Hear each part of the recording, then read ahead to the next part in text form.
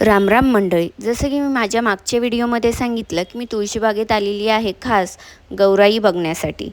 तर चला मी तुम्हाला माझे काही अनुभव शेअर करते. हे आहे जाधव बंधू रुकवतवाले. ह्यांच्याकडे ही चांगली क्वालिटी ते लो क्वालिटी अशा क्वालिटीनुसार प्राईस हाय होत जात होती.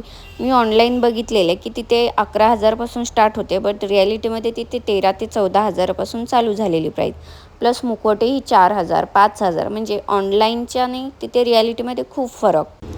आता जो हा लेन्सवाला मुखवटा होता तो 5,000चा होता आणि इथे जास्त बार्गेनिंग करता येत नाही.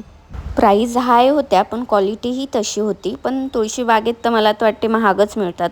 इथे कोणीतरी घेतलेल्या त्यांची पॅकिंग चालू होती. नंतर विचार केला की चला शॉपिंग करू, म्हणून मी दागिन्यांकडे वळाली. दागिने खूप छान होते, क्वालिटीही छान होती, थोडी प्राईज हाय होती. कसं वाटलं मार्केटमध्ये चुकून? वाटलं चुकलं एकदम.